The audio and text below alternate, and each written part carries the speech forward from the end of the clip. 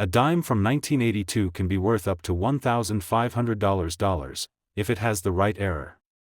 One of the most shocking examples is a missing mint mark dime, a mistake that turns a coin most people spend without thinking into a small fortune.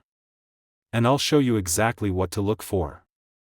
Most 1982 dimes are only worth their face value, around 10 cents in your pocket change. But with minor errors, they can jump into the $50 to $200 range.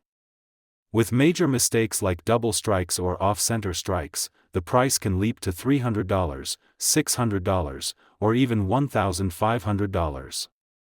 And the single most valuable 1982 dime ever recorded is the rare no-mint mark proof-like example, which stunned collectors when it sold for more than $1,000 at auction.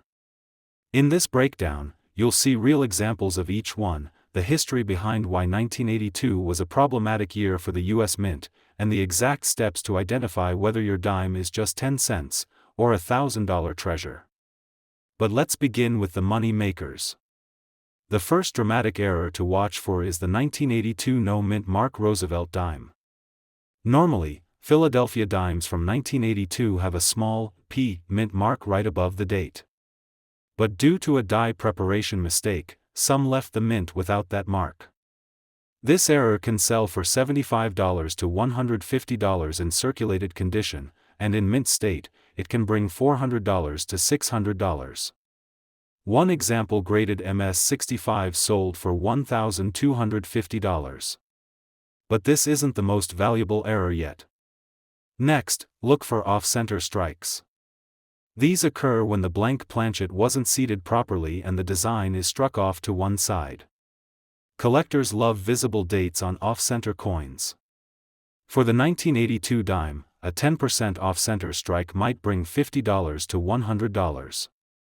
At 50% off-center with a full date, the price rises sharply to $250 to $500. In one case, a 1982 dime with about 40% off-center sold for $420 at auction. The next error is the double strike. This happens when the coin is struck, then struck again, leaving overlapping images. A minor double strike with only slight shifting might be $100 to $200, while a dramatic second strike off-center can push the value to $800 or more. One 1982 dime with a second strike over 80% off-center sold for $1,100, making it one of the highest sales of this year's dimes. Another error type is the broad strike, where the retaining collar fails, and the coin spreads out wider than normal. These are often instantly recognizable because the edge lacks reading. For 1982 dimes, broad strikes typically bring $50 to $150 depending on condition. But the next error will surprise you. The clipped planchet error is also seen on 1982 dimes. This happens when a blank planchet is cut improperly and ends up missing a curved section. Collectors pay around $75 to $200 for clean clipped planchet examples with full dates. And finally, there's the wrong planchet strike, where a dime design ends up on a blank intended for another denomination. A 1982 Roosevelt dime struck on a cent planchet, showing the copper color, can bring $500 to $1,200 depending on grade. These are rare but extremely valuable when authenticated. Wait until you see how the events of 1982 made these errors possible. The year 1982 was turbulent for U.S. coinage. It came right after the transition in 1981 where the Mint introduced the P mint mark on Philadelphia coins for the first time in modern circulation dimes. That change brought new dies, new processes, and as always with transitions, mistakes.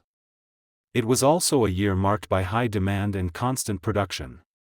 The Philadelphia Mint struck over 519 million dimes, and Denver produced more than 480 million. When nearly a billion coins are rushing through presses, even a small error can slip past quality control.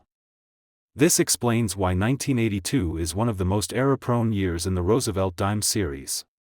Adding to the interest, collectors noticed that the new mint marks were sometimes weak, missing, or filled. This created varieties where the P looked faint or disappeared entirely, a subtle detail that makes a huge difference in value.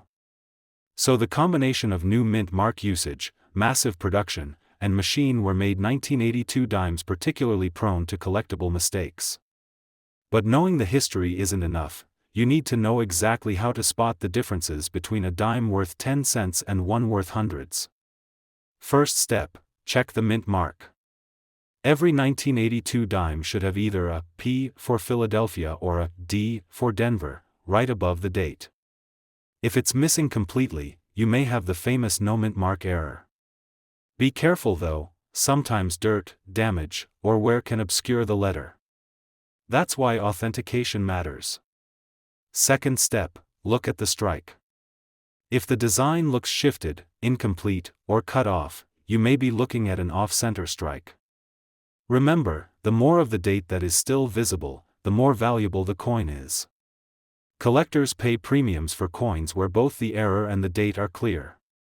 Third step, check the edges.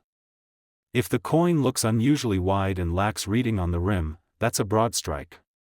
These are often overlooked because they can resemble simple wear, but a sharp unreaded edge with a stretched design is a sign of a real error.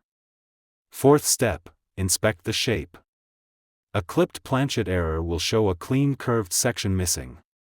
If the clip affects the rim in a way that looks natural and not cut by hand, it's likely genuine. Finally, look at the metal color. A dime struck on a copper-cent planchet will be smaller in diameter and clearly reddish. If you find one of these, you may be holding a four-figure coin. While most circulated 1982 dimes will be only worth face value, these simple identification steps can quickly separate common coins from valuable ones. But let's see what happens when these errors hit the market. Collectors have proven willing to pay strong prices for 1982 dimes with dramatic errors. On eBay, circulated off-center dimes often sell quickly in the $75 to $120 range. Broad strikes appear less often but can reach $150 when well preserved. At auction, a graded MS-65 1982 no mint mark dime realized $1,250, shocking many who assumed this error only carried modest premiums. Another standout was a double-struck 1982 dime, the second strike 80% off-center, which sold for $1,100. Even a smaller double strike brought over $300 in circulated grade. Authentication is critical. Professional grading services like PCGS or NGC confirm whether a missing mint mark is genuine or just worn away. They also guarantee off-center and broad strike errors as legitimate, giving buyers confidence and pushing prices higher. So if you believe you have a valuable 1982 dime, the smartest move is to submit it for grading before attempting to sell. Where should you sell? Local coin shops may offer cash quickly, but online auctions like eBay or heritage auctions often bring stronger competition, driving prices higher.